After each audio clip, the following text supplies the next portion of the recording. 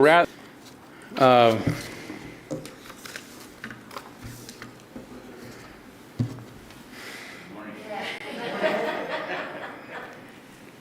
okay, so first of all, welcome to Madeline McNeil. Yay! You know, Madeline was here for a whole year or more, leading our morning services, and brought just an incredible level of talent and just pure joy to our services because of her incredible talent. And when she was sort of leaving, I was away, and then when I was here, she was away, and it just felt like we never got to say a proper goodbye. So I asked Madeline if she would come back for a day. Maybe so we're going to get off. We could say goodbye properly. And Madeline, that is today. And it's a great day for us in some ways because we're having our monthly potluck after our second service. And there's going to be cake and a new member celebration and all of that. But we're also going to use that as an occasion to celebrate your presence with us, and glad you're still around, and we'll get to hear from you perhaps from time to time as well.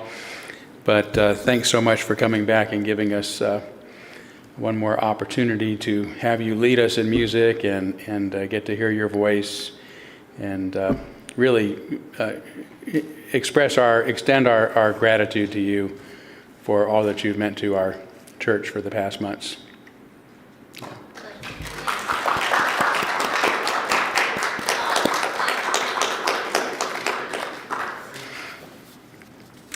Okay, I do have a few announcements, so I'm just going to sort of say welcome everybody, okay? Those who can hear us and those who cannot. Let's try one more time. Okay, thumbs up if you can hear me. Yay, their thumbs are up, yay! All right. Todd Milne pulled off a Unitarian miracle back there. The laying on of hands all over those machines, I could see it, you know, and he hit the right spot. Good. It started working by itself. It started working by itself, yeah. Well, I'm not going to tell anybody that you were back there praying because then everything I've said will be meaningless for the past years.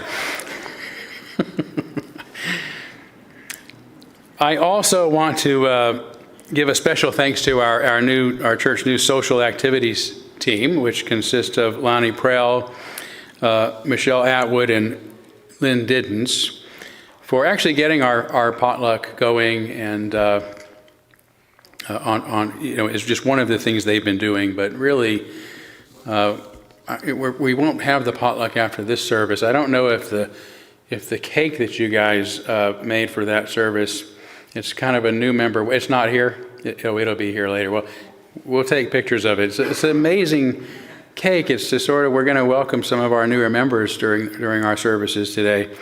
And they made a cake for the potluck, but it's got a chalice on it, and it's our custom to hand out roses to our new members. And there's roses actually on this cake. I mean, I don't know did you guys do that yourself, or you had somebody do that? Huh? Somebody did. It was beautiful. Thank you so much. So they've just done so much, and they've been having a lot of fun and are doing a lot of things to help really get more activity going on amongst ourselves. So thank you for that. Also, you may or may not have noticed that the order of service is right in every respect except the order of service. So it's got the announcements that are in here are correct, and so is the insert that we'll be using.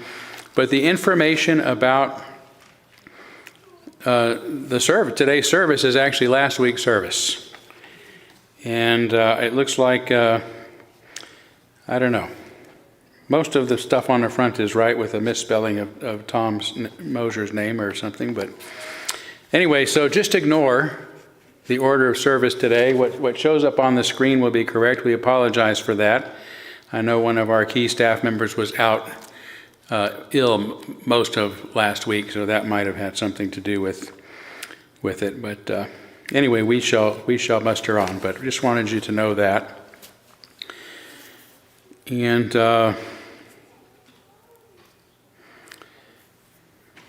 We shall overcome. we shall overcome. Also, I wanted to let you know that I'm not going to see you for a few weeks.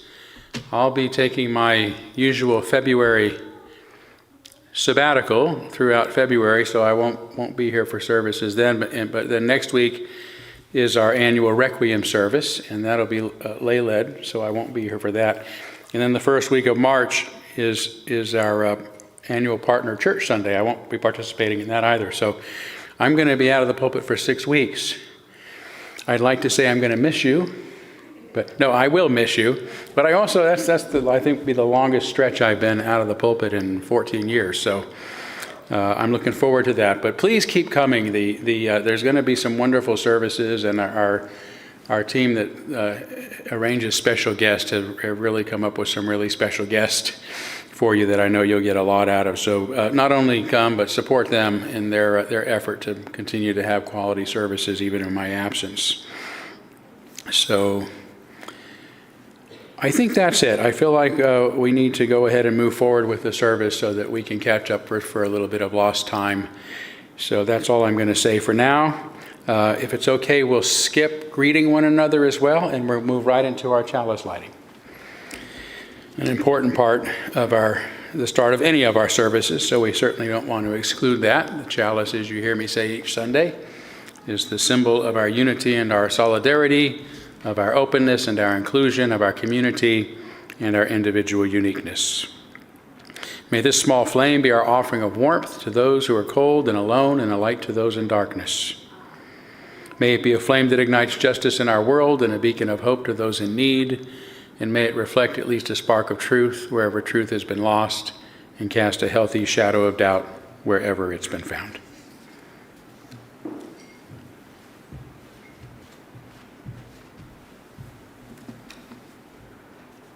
As we meet this morning, we'll be asking Reverend Eklof to respond to the questions that are on our minds as we start a new year. By doing this, we'll be exercising the UU mantra, to live not by dogma, but to live in the question. This is an exercise and a value that's not universally practiced in our society. In my career as a journalist, I was struck by how the world is divided into the question people and the no question people, the incurious, the passive, and the dogmatic. Perhaps some among them are some of the 93 million eligible voters who failed to cast a ballot in our most recent presidential election. Honing good questions takes practice. For me, this practice first came in college when a group of Stanford students were asked to debate a group of communist students at Humboldt University in East Berlin on the meaning of freedom. Our leading question: if your theory of politics is so superior to ours, why do you have to erect a wall to keep your people inside East Germany?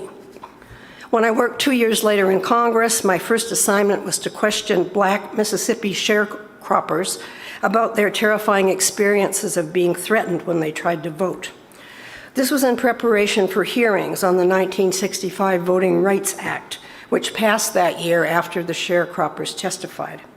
And as I matured, my questions got better.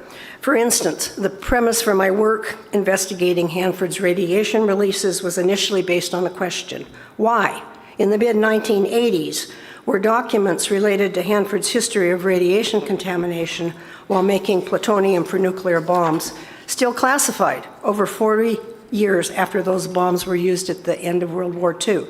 The documents we obtained gave the answer. The government feared that the public would no longer support nuclear weapons production if they knew the truth about the health damage the weapons sites had caused to workers and civilians alike. Unitarians, both pastors and church members, were instrumental in the battles for civil rights and nuclear accountability. We are now called on to look inside our religion and question how current UUA leadership is threatening liberal religious values with its covenantal orders and active discouragement of questions.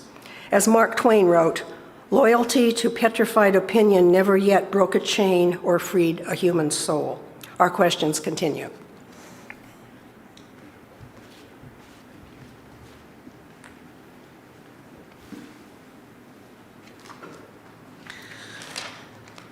Please stand. We're going to sing number 100. I've got Peace Like a River, verses 1, 2, 3, and 6.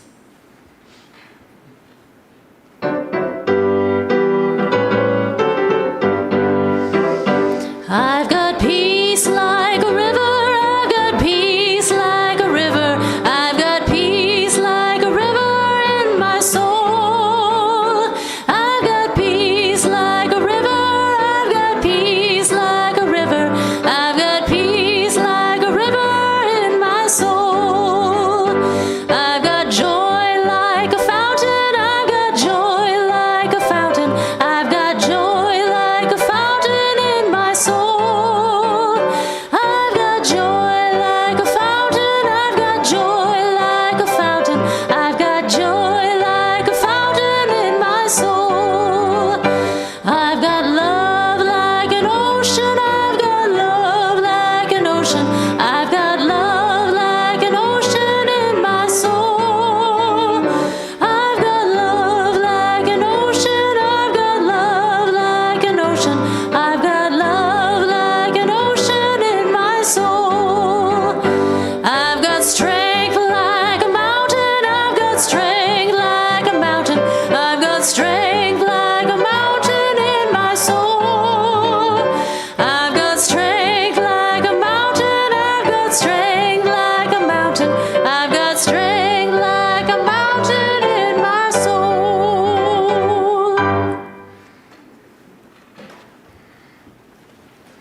Beautiful. Thank you. That was energizing. Yes. Yeah. Woo. We are going to now, by the way, welcome everyone who's in the room with us. I didn't get to say that, but kind of chaotic there at the start. But glad to have all of you, those who've been here before and those might be joining us for the first time. Welcome to one and all. Smaller crowd than usual, I think, probably because a lot of folks will be here for the potluck, but sure, I'm glad to have those of you who are in the room with us, as well as those who are live streaming with us, as well as those of you who are on Zoom with us and can actually hear us now. That's great news. We are going to have our candles of care now for those who are most on our hearts and minds, and want to begin on behalf of Catherine and Fred Lawrenson. Catherine had a severe stroke last weekend and has been at hospice house, not expected to survive ever since. So I think I checked on her on Friday, and she was still with us, but things are not looking good there. So please keep her and Fred and their family in your thoughts at this time. Also, a candle for Gordon and Lynn Diddens, whose 39-year-old niece Tabitha, who has suffered from addiction, died unexpectedly last week. So we're thinking of them and their family as well.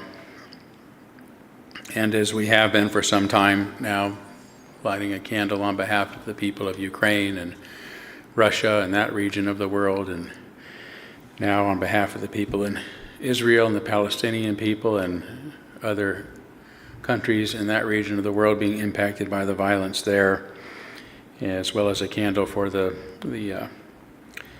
victims of the unprecedented California wildfires that our hearts go out to as well. So let's take a moment of silence on behalf of those you might be thinking of, and you'd be welcome to name them aloud at this time if you'd like.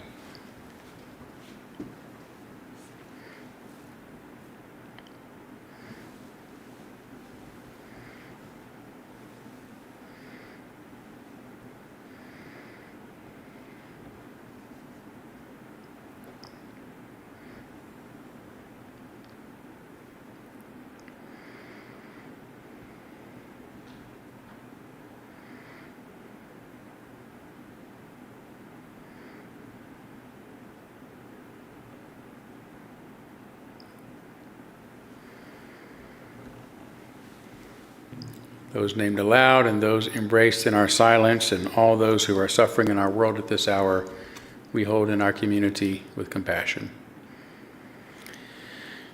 We do have a special collection this month. Is there a special collection envelope in these? Oh, good, because I didn't have one in here. So what else can go wrong this morning? That could be it too, right? So, but our special collection today is actually for the Books to Prisoners of Spokane, which I believe actually house their books here in our church. The Books for Prisoners Spokane is a small collective of people who have a mission to foster a love of reading from behind bars, to encourage the pursuit of knowledge and self-empowerment, and to break cycles of recidivism. It does so by mailing used or donated books for free to prisoners upon their request. And during a guest presentation right here at UUCS last month, members of the collective spoke and shared real stories about how Books for Prisoners are impacting lives, including, for example, a message from one prisoner serving a life sentence who wrote, "I didn't just live for the prison library, I lived because of the prison library. Books saved me from crushing despair and lifted my spirit in times of hardship." Books to Prisoners relies on donations from the community to do its work. So if this ministry speaks to you, please use the special collection envelope for your gift. If you're online, you can always go to our website and just indicate that that's what your gift is for. We appreciate that as well. So with that said, I appreciate your generosity, and we now gratefully give and receive this morning's offering, which helps sustain this community and our mission to the larger world.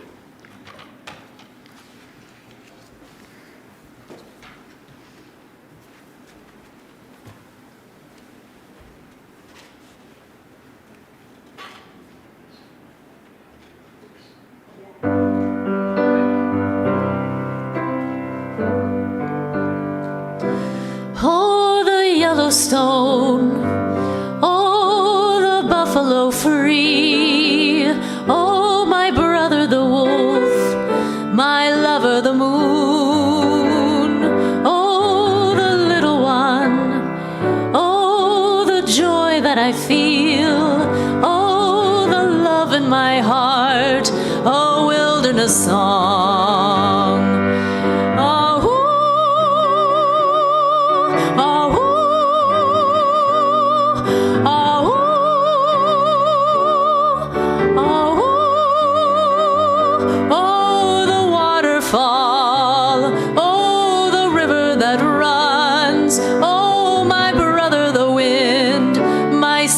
The sea, oh, the ocean shore, oh, the castles of stone, oh, the mountain top calling to me. Oh, oh, oh,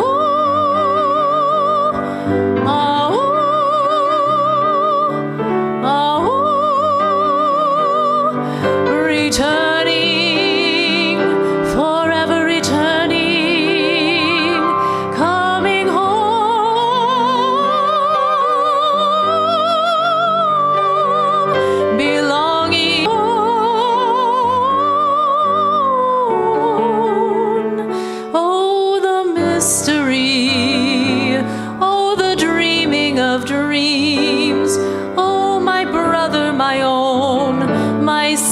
My own, oh, the beautiful way, the sweet coming home. Oh, oh, oh,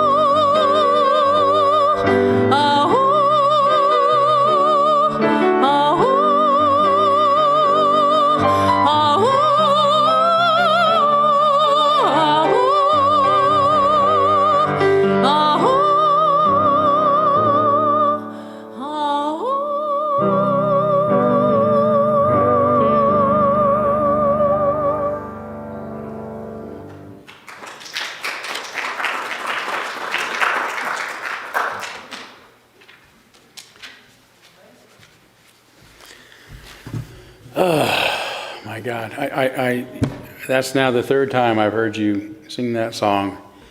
It gets better every time. It does. You're working on it, right? Because I can tell, not that it was ever bad, but you just keep mastering, because it's meant to be the voice of a wolf. and you're singing from the perspective of this wolf. And it was John Denver's last song. It was written actually for a National Geographic special while they were filming it. So he was writing these stanzas as he was moving through these beautiful places in the world that he was inspired by, including the Yellowstone. And he was writing in the voice of a wolf, and he never got to really record that song. We just have the snippets from the Yellowstone documentary, so it was never professionally recorded. And Madeline, I'm quite sure that if John Denver heard you sing that song, he would not record it. He would simply say, okay, that song found its place because that's the way it's supposed to be sung. And he didn't sing it as good. Yeah.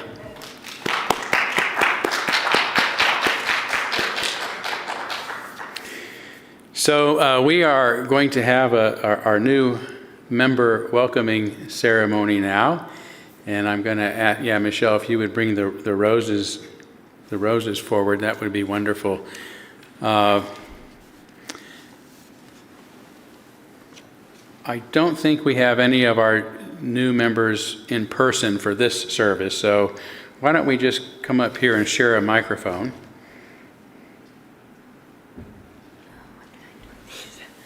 I'll hold these. Yep. So everybody can see them. So I'm going to start by just naming the names of our new members. They, for folks especially who are live streaming and Zooming, who don't have the order of service. So today we are officially welcoming Matthew and Michaela Cox. And of course, we had their baby ceremony, Maxon's ceremony, not too long ago. So welcome to their entire family. Amy Mars, who is also somebody who comes in person. I think she'll be here for second service. John Miller, who may be on our Zoom, I'm not sure. In fact, Todd, would you mind bringing the Zoom folks up so we can see them? Because we have a couple of new members on Zoom as well who are here this morning. Dan Ritz, who joined not too long ago but has already left country, but we still count him as a member. He's off doing good things, including trying to visit our partner church in Felshiracos, because that's the part of the world he's gone to. And then Jeremiah and Maggie Wicken, and their children are Jude and Meredith, will be here for the second service as well. And I know we have Pat and Ron Schaefer, who are online with us. There they are, waving to us. Yay!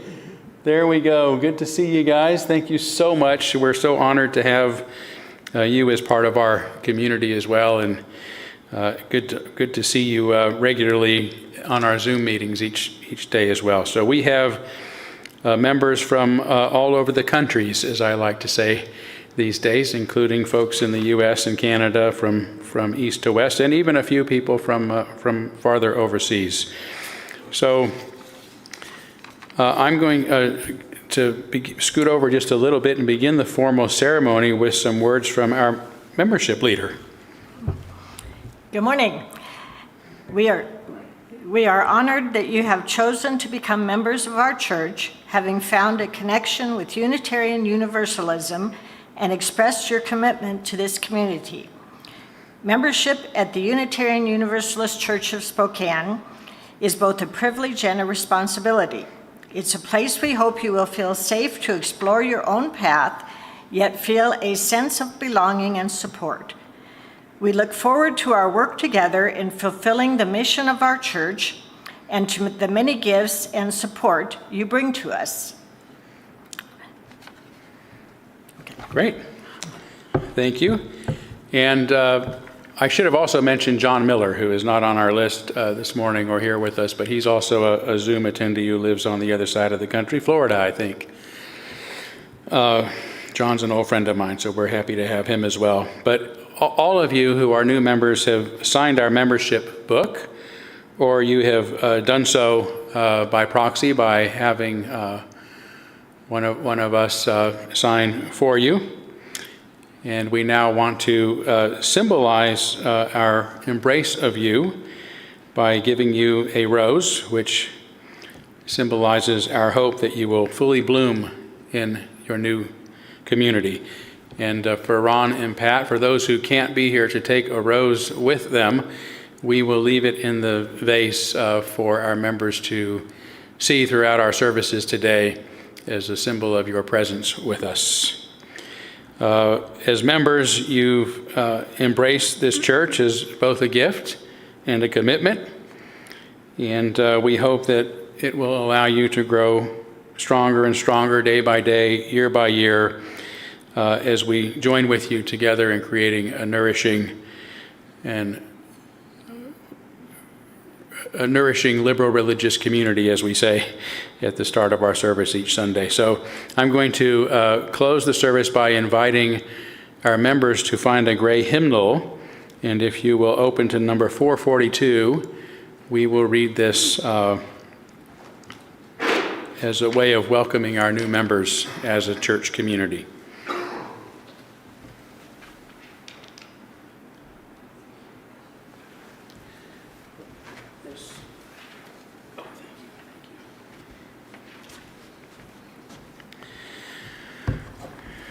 Okay, and if it's all right, Michelle, I'm going to start and have the congregation be our respondents, of course. If you would act as a respondent so that those who are Zooming with us and live streaming will be able to hear the entire words. Can you read that okay? Yeah. Okay. Okay, so we bid you welcome who come with weary spirit seeking rest. Who come with troubles that are too much with you, who come hurt and afraid. We bid you welcome who come with hope in your heart. Who come with anticipation in your step, who come proud and joyous. We bid you welcome who are seekers of a new faith. Who come to probe and explore, who come to learn. We bid you welcome who enter this hall as a homecoming. Who have found here room for your spirit, who find in this people a family. Whoever you are, whatever you are, wherever you are on your journey, we bid you welcome. Thank you. So honored to have all of you with us. Do you want me to take the roses or just leave them? Yeah, if it's okay, we'll just leave them here for folks to see throughout the service. Thank you, Michelle, so much. Okay, I think we will move to our meditation.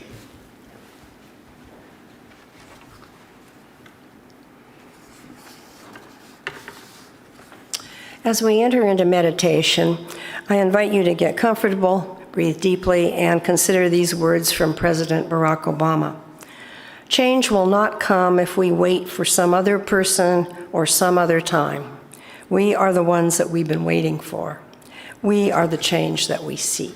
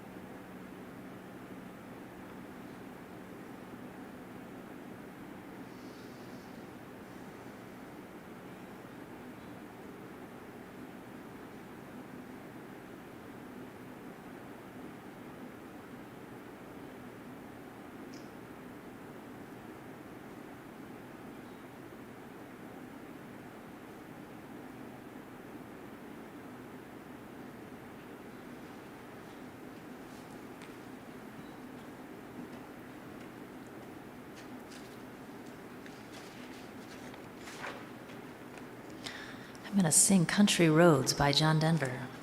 If you know the words, you're welcome to sing with me on the choruses.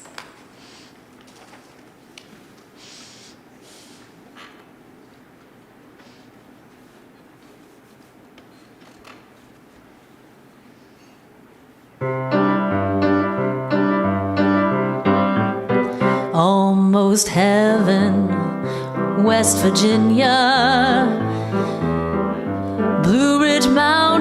mountains, Shenandoah River. Life is older than the trees, younger than the mountains, growing like a breeze. Country roads take me home to the place I belong. West Virginia, mountain mama, take me home. Country roads, all my memories gather round her. Miner's lady, stranger to blue waters, dark and dusty, painted on the sky. Misty taste of moonshine, teardrop in my eye. Country roads take me home to the place I belong. West Virginia, mountain mama, take me home. Country roads, I hear her voice in the morning hour. She calls me. The radio reminds me of my home far away. And I'm driving down the road, I get that feeling I should been home yesterday. Country roads take me home to the place I belong. West Virginia, mountain mama, take me home. Country roads, oh country roads, take me home to the place I belong. West Virginia, mountain mama, take me home. Country roads, take me home. Country roads, take me home. Country roads.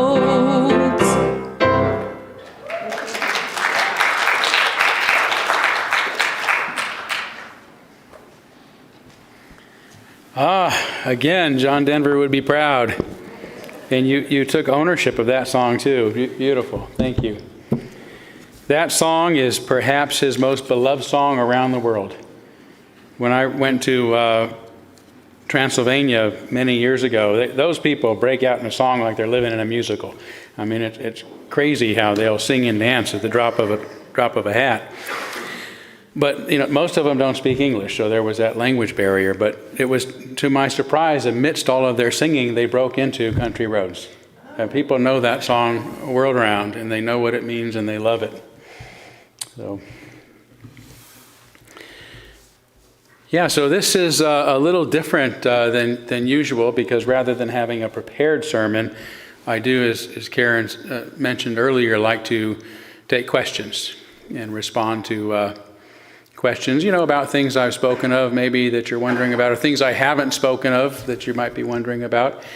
I don't like to talk about church business or that sort of thing, because those are for church business meetings. So I'd rather stay focused on the stuff that we find edifying to ponder during our Sunday services. I also appreciate it if you keep your questions to actual questions and maybe not a lot of commentary, so that I can have as much time, especially as I'm making up for some lost time this morning. I'd appreciate it. In logic, we call those complex questions, where a propositional statement is actually made in guise of a question. So make it a question, if you will. And I think Todd is giving a microphone right now to Sonny, who's going to walk around and make sure that we can hear what is on your mind. And while she's doing that, I'm going to ask Todd if you'll bring our friends up on Zoom again, so I can see if we have anybody on Zoom with their hands up, and we'll try to move back and forth. Okay.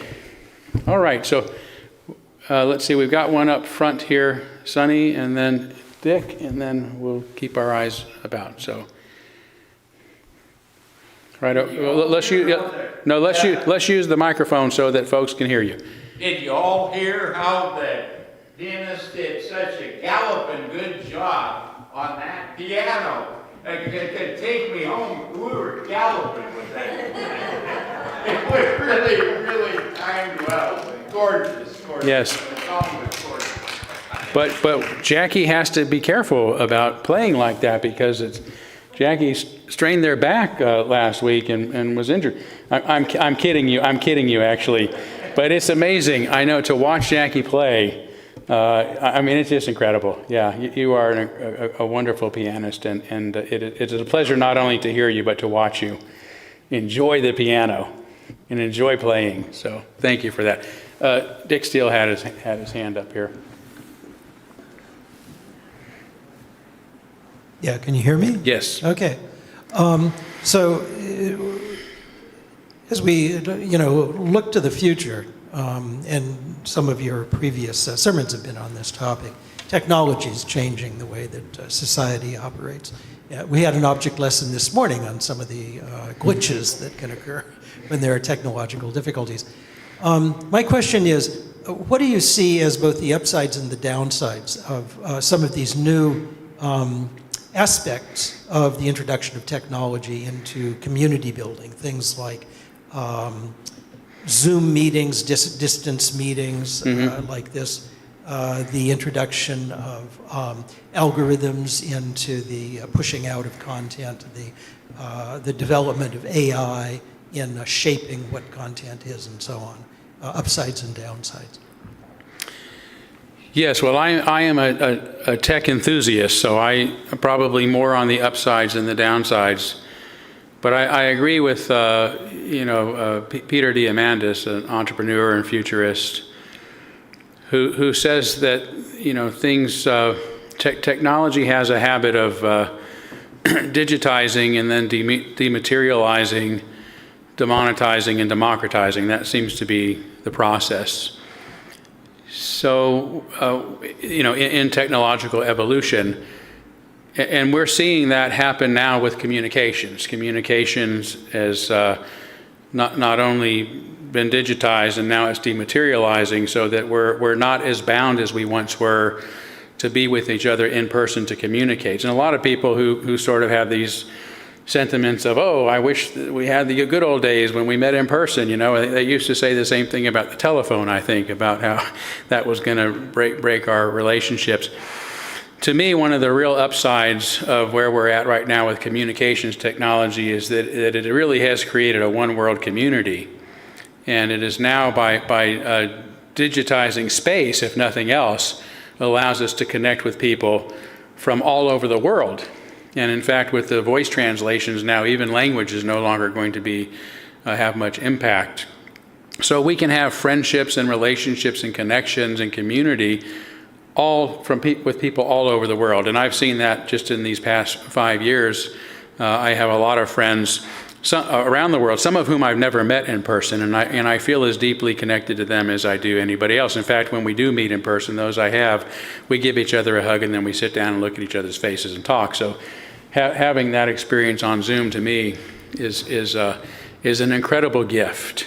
So I see us as really, this is a moment of where human beings are able to transcend the limitations of location, of locality, in order to connect with others. It gives us a chance to expand community.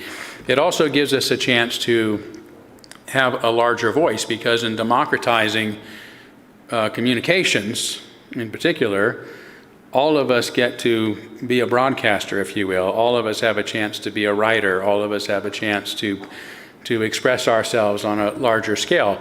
It's creating a lot of confusion in the world, and that's the downside, is that communication is not under anyone's control. It's not going to go back into the box, and we're only going to continue to have far more options than as human beings we can possibly keep up with. And that's really the problem we're having right now. I believe it is why we're having so much conflict. The same thing happened after the first democratization of information occurred with the printing press, and we got away from the one idea that everybody thought we had to have one idea or we could not live peacefully together, and tolerance was considered the same as anarchy and was considered a crime. How could we get together if we all think different things? And then the printing press came out, it messed all that up, and they started trying to, that's when heresy was invented, with the printing press, right? We would go after heretics, people who said things we didn't want them to say. Book burning and book bans all came with the printing press. And now we have this massive global network, this global community, even though we have an apparatus that doesn't hold it, and that is the apparatus of the nation state idea, which is really failing, very quickly. So those are the downsides, and I think what's going to happen is, at least inorganically perhaps, we're going to have to start to connect with others in new ways.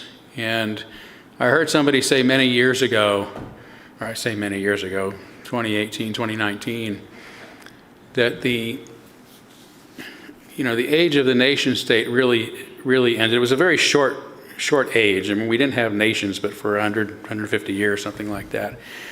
It's about 147, if I'm remembering correctly, in the world right now. And they're failing. They're failing because of this one idea thing, right? We can't tolerate differences. We want to make America great again. We want to Brexit from the rest of the world. These things that try to withdraw from the reality of global connection. And that causes us to even withdraw from one another. So we have governments that are just stagnant. We cannot progress under the nation-state system. But what we have done increasingly since the 1900s, but exponentially since 1973, in which we've gone from three city-states, or cities, if you will, mega cities that have 10 million or more people in them, from 3 to almost 50 today, including those that are just on the verge of becoming, a few 100,000 away from populations of 10 million.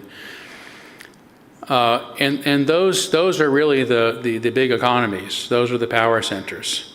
And you see even like California under the Trump administration said, no, we're not going to let you bring troops and put on our border. Well, you might be getting out of the Paris Climate Agreement. We're going to stay in. You might be getting rid of restrictions on auto emissions. We're not. And the auto companies are bound by what California does because it's such a huge economy. And it made a big difference in the Paris Climate Agreement, because if California is doing it, we have to, anyone who wants to serve their population has to adjust to their regulations, right? So it's really the city-state. You look at something like Seattle that can, even impact Spokane, right? And so this idea, and there's been jokes about, Donald Trump wanting to make Canada the 51st state. But, some of the responses have been, well, we'd like to, maybe bring in Washington, Oregon, and California to be our Cascadian province, and we're going to do a lot of good things together. But those are the kind of global relationships I think we're going to see more and more of, just because out of practical necessity. And I think that's a good thing.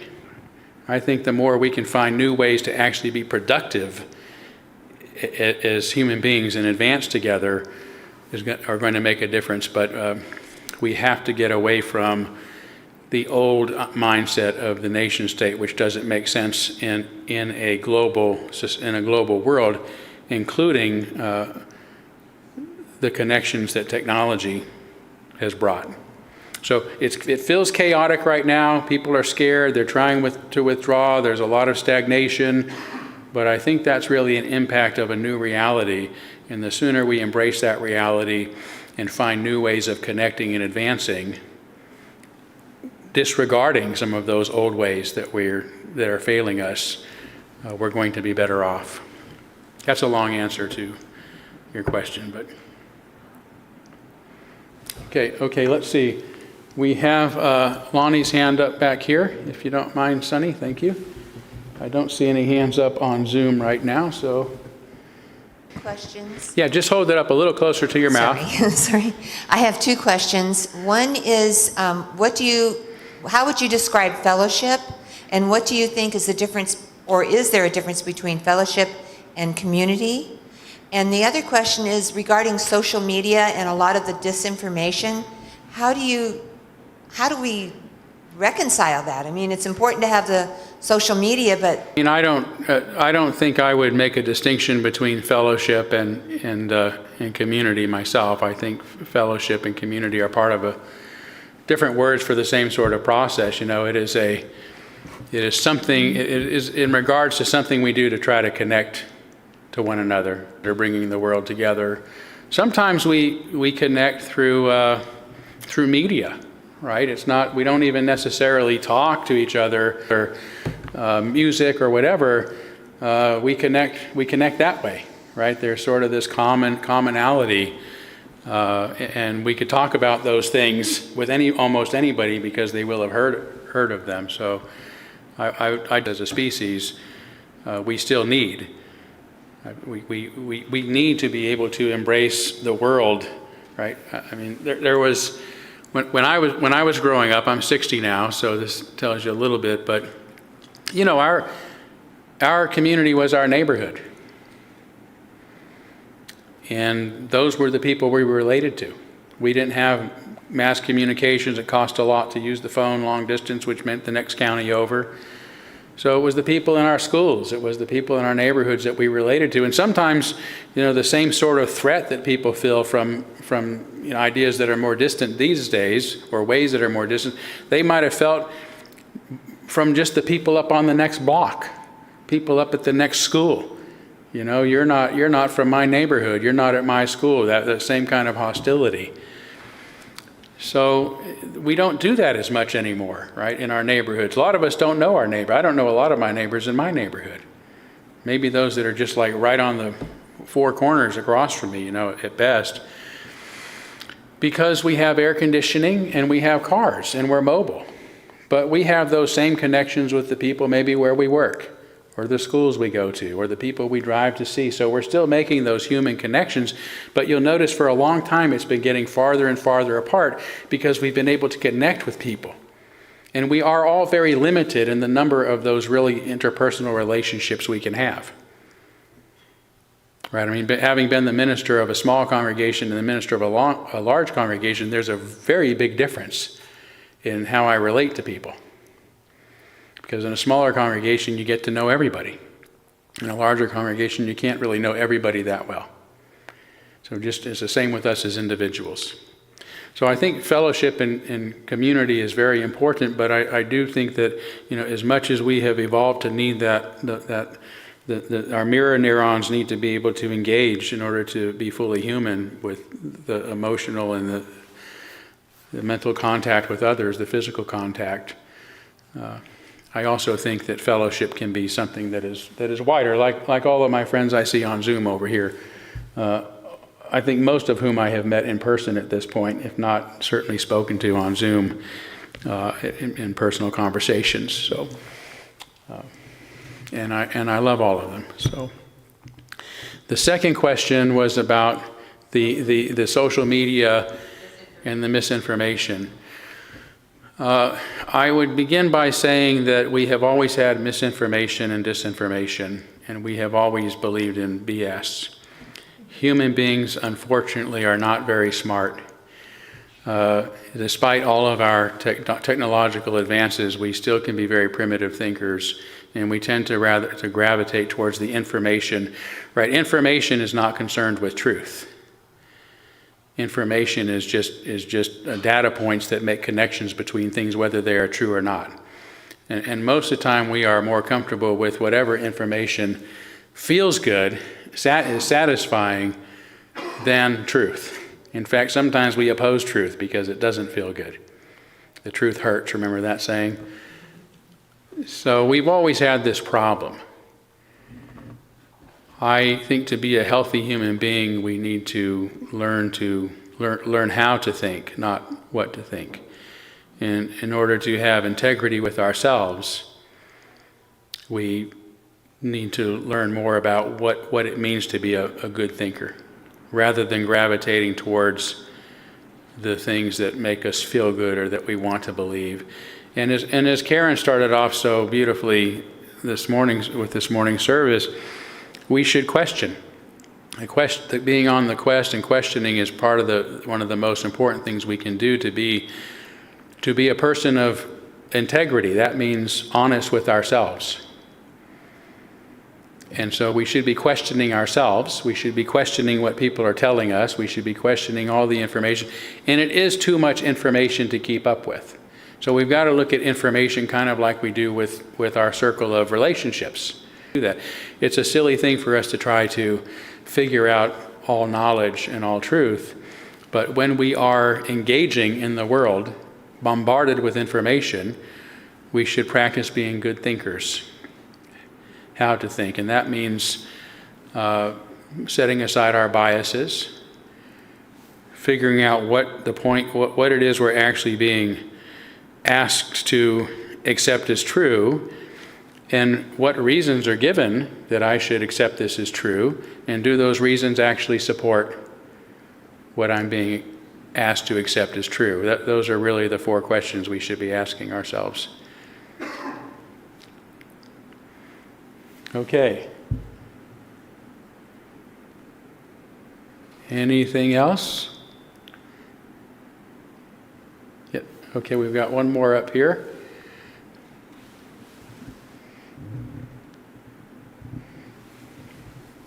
There are certain principles that the Unitarian Universalists have to guide us, and those principles gather around the central word love. The word love can be well defined as overcoming separateness. If we don't overcome our separateness and see each other as one, love, then we'll blow each other up. So it's real important to center on love and then keep the principles like equality and interdependence and pluralism and generosity and tolerance, because those are guide points to how to love. So let me give the mic back to Sonny, because I wanted to have a question in there, but I will just address those because those values that you're sharing are not necessarily the values.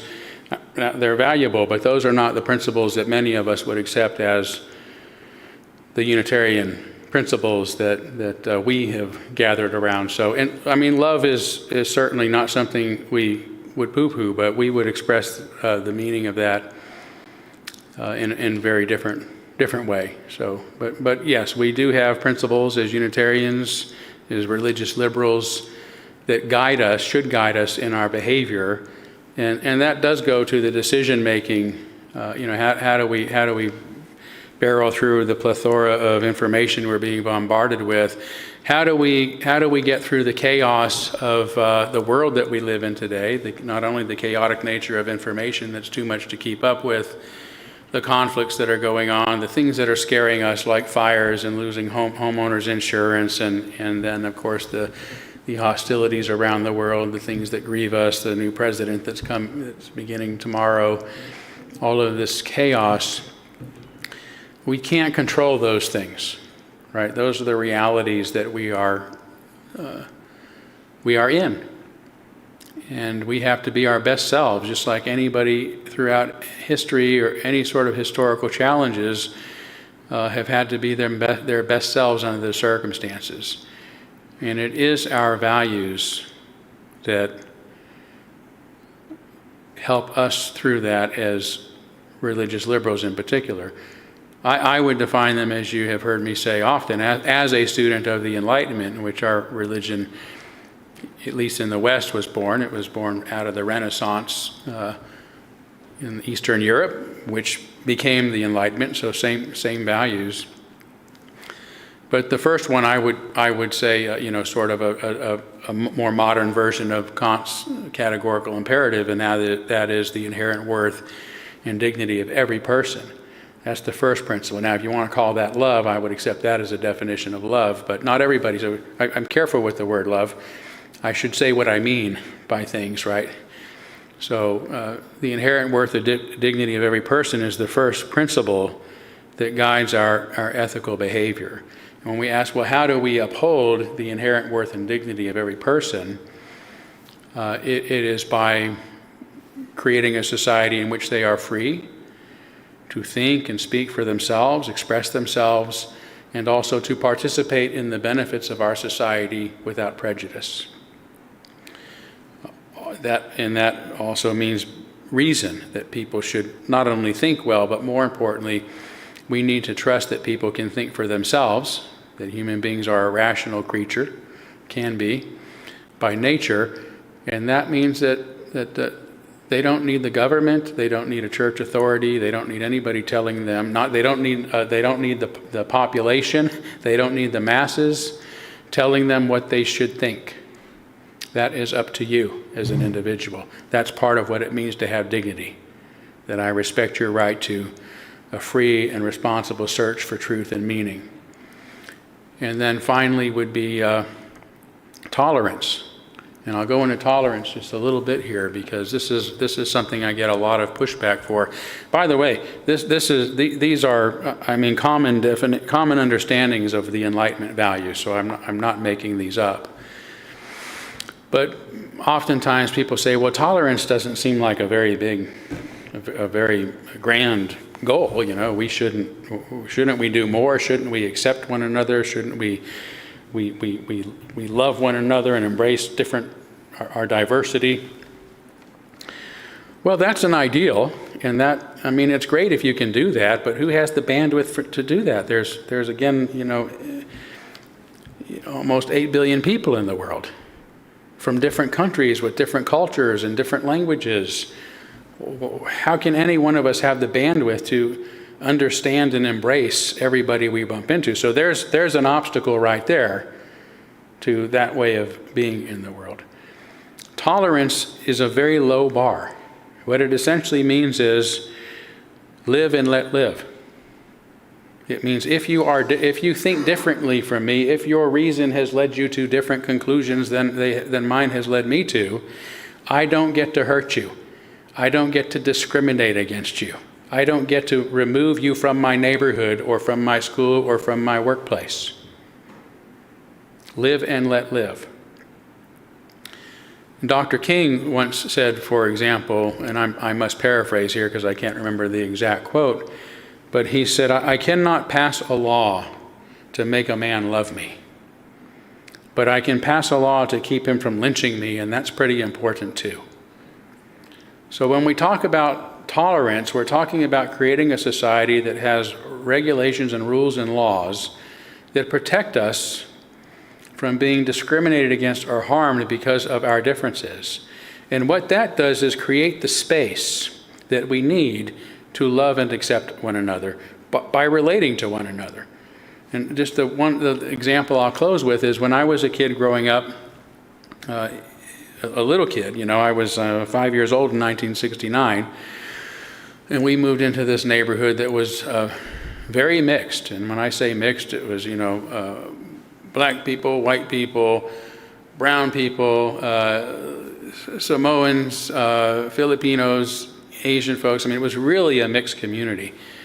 And as children, we all were taught to hate each other because that's what our parents taught us. That's the world they came from. A world where they were at odds, where there were terrible things that happened.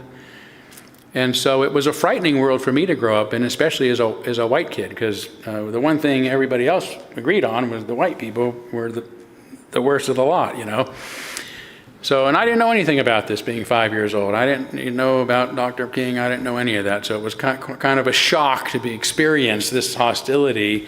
But, growing up and, you walk down the street, someone punches you in the nose, just calls you a white boy or whatever.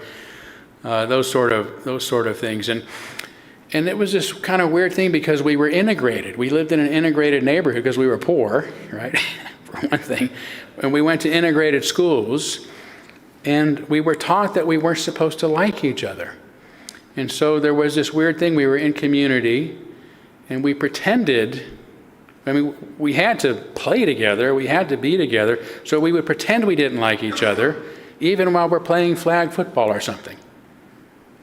And then by the time we got to high school, we realized, well, this is crazy. Our parents were crazy. These are my friends. These are my brothers. These are my sisters who I've related to ever since I was a little kid. Of course I love them. Of course we love each other. Like all teenagers, we rebelled against the insanity of our parents and moved forward. That was the beauty of integration, forcing people who weren't supposed to like each other together, so giving us the space we needed to learn to actually love each other. And it was the same, that was the generation. I mean, as a little guy, if you'd have said, well, we'll have a black president during your lifetime, I would have said, no, that's not possible. You look at where relations are at right now, it'd be 100 years if then. But no, we were the generation. We were the generation that elected the first black president because of tolerance, because people said, you have to tolerate. Those are the rules. Those are the laws. You're going to live together. You're going to go to school together, and you're going to work it out.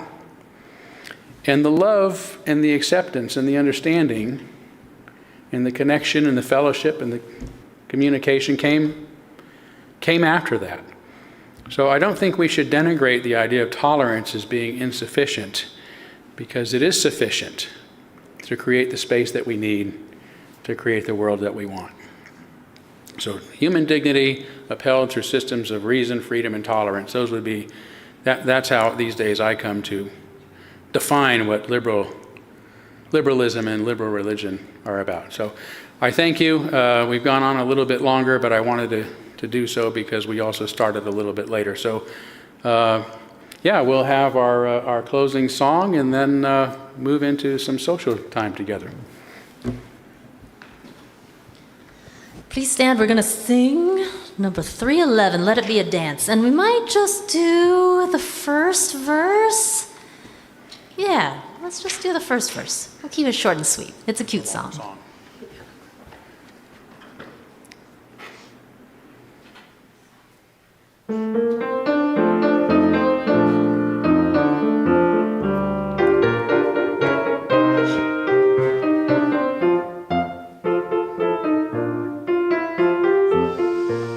Let it be a dance we do. May I have this dance with you through the good times and the bad times too. Let it be a dance. Let a dancing song be heard. Play the music, say the words, and fill the sky with sailing birds. Let it be a dance. Let it be a dance. Let it be a dance. Learn to follow, learn to lead. Feel the rhythm, feel the need. To reap the harvest, plant the seed. Let it be a dance. There it is. Lovely. As we depart today and see a new president inaugurated tomorrow, remember these words in our hymnal from Sarah Moore Campbell. We receive fragments of holiness, glimpses of eternity, brief moments of insight. Let us gather them up for the precious gifts that they are, and, renewed by their grace, move boldly into the unknown. Amen. Blessed be. Salam alaikum and shalom.